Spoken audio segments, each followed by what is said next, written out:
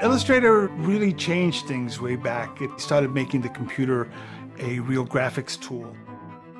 I think I just saw the future, and it just was really exciting to me. I just wanted to learn it.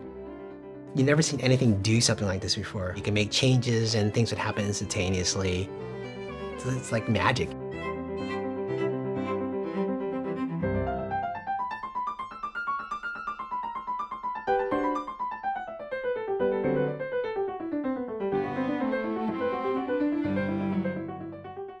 So I'm the classically trained graphic designer. I did rub down text. That's sort of like bear skins and stone knives. I used French curves and rulers. The process of getting camera-ready art was pretty involved back in the day. You had multiple elements. This is a really old piece that was done before computers. It was really time intensive. You would sketch out a comp with all the measurements, and then you'd lay out your page. Copy had to be spec'd. What kind of typeface are you going to use? What point size? The text was spit out from a typesetter, which was cut up and pasted onto the boards. One page of set type, it might take a day or 2 days to actually do. The rapidograph. You know what rapidographs are, that pen that always clogs up and spits. It stains clothes, it stains your hands. The rapidograph decides to explode. Anything could go wrong. When your hand is just doing the final little touch and all of a sudden you jerk and it's ruined and you'd have to start all over again. I'm just so pleased that I never have to struggle through that again.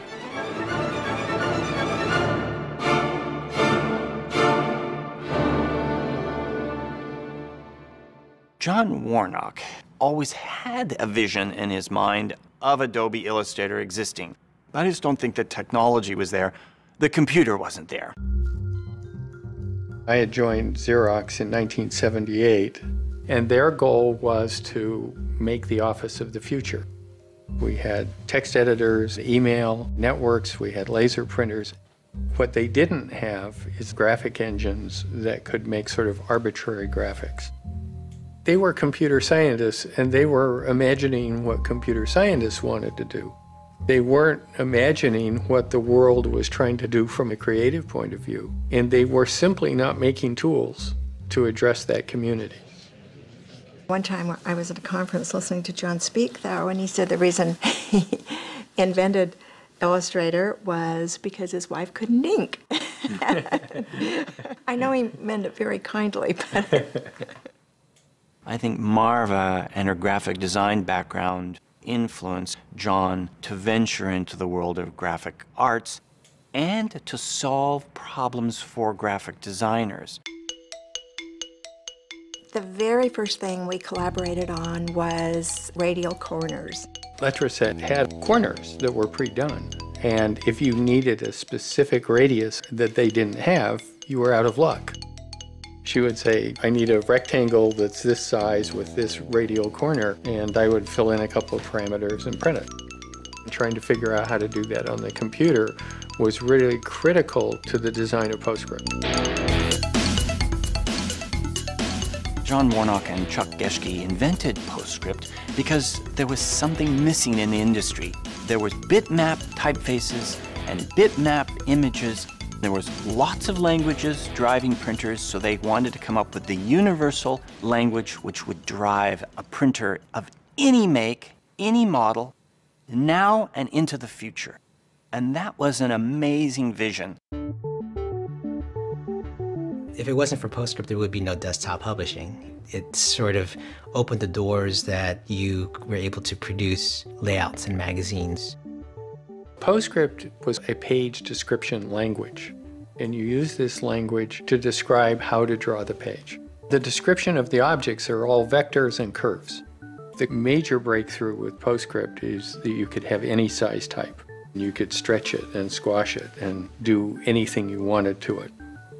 It could deal with images, it could deal with graphics, but you had to be a programmer to actually do it. There weren't any applications to drive it. We started development in 1985 of Illustrator. Mike Schuster was the very first programmer on the product. He's clicking and dragging and creating a Bezier curve. I was pretty amazed by that. It was a direct translation of how people drove PostScript, but you didn't have to program. It would just emit the PostScript code that would make the drawing for you.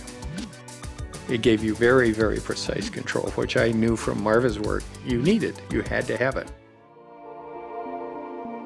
When Illustrator went into beta, I wanted to do a drawing that would express something that you absolutely couldn't program.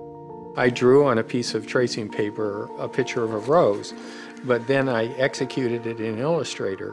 When people saw that this was the kind of thing that you could do with Illustrator, they just went bonkers. They thought that was fantastic. It was just revolutionary.